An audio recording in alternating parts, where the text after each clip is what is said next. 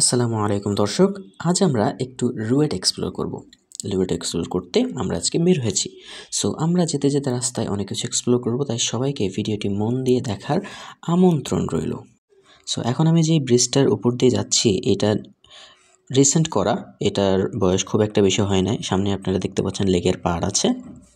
আপনারা দেখতেই পাচ্ছেন আমরা এখন লেকের পাড়ে যে পেছনের রাস্তাটা আছে ওই রাস্তা দিয়ে এগিয়ে যাচ্ছি। এখানে আসলে জায়গাটা এতটাই সুন্দর যে এখানে আড্ডা দেওয়ার জন্য খুব সুন্দর একটা জায়গা এটি, ঠিক আছে।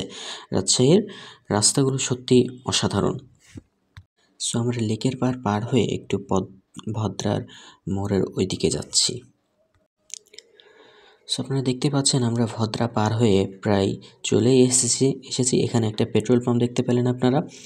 পাশাপাশি রাস্তার সৌন্দর্য তো আর ব্যাখ্যা করা যাবে না, এটা তো সত্যি অপূরণযোগ্য, ঠিক আছে। আসলে সব কিছুর ব্যাখ্যা তো আর মুখে বলা যায় না, কিছু কিছু বুঝে নিতে হয় আর কি। সো আমরা রুয়েটের সামনের দরজা দিয়ে না গিয়ে আমরা আসলে পেছনের রাস্তাটা দিয়ে যাচ্ছি, কারণ এটা আমাদের জন্য শর্টকাট হয়। রুয়েট জায়গাটা সত্যিই খুব সুন্দর, আপনাদেরকে দেখাচ্ছি, দেখবেন সত্যি আনন্দ পাবেন।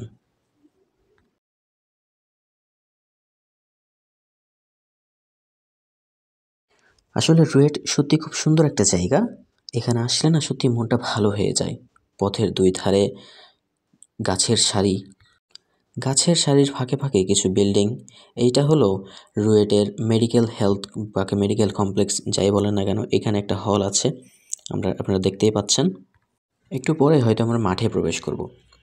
এই হলো আমাদের টেনিস কোর্ট বা টেনিস মাঠ যাকে যাই। এইদিকে আছে বড় মাঠ, এখানে অনেক বড় বড় খেলাধুলা হয়।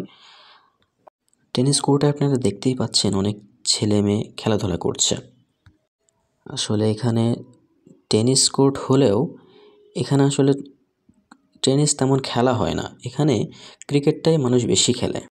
এখানে এসে আমি একটা জিনিস দেখে খুব আশ্চর্য হলাম, একটা ক্লাস 3-এর বাচ্চা প্যাড গ্লোভস ব্যাট হাতে নিয়ে খুব সুন্দর করে ক্রিকেট খেলছে। আমি বলটা হাতে নিয়ে তাকে একটু প্র্যাকটিস করালাম বা তাকে একটু জাজ করলাম বলতে পারেন। তার বেসিকটা খুব স্ট্রং। একটু পরে আমি আবার বাসার দিকে রওনা হই। আসলে ক্রিকেটার হওয়ার ইচ্ছা তো আমারও ছিল, কিন্তু কোনো না কোনো একটা কারণে হয়তো হয়ে ওঠেনি। হ্যাঁ, যে ছেলেটাকে আপনারা দেখতে পেলেন ও খুব অ্যাম্বিশিয়াস একটা ছেলে। সে চায় আমি ক্রিকেটার হব।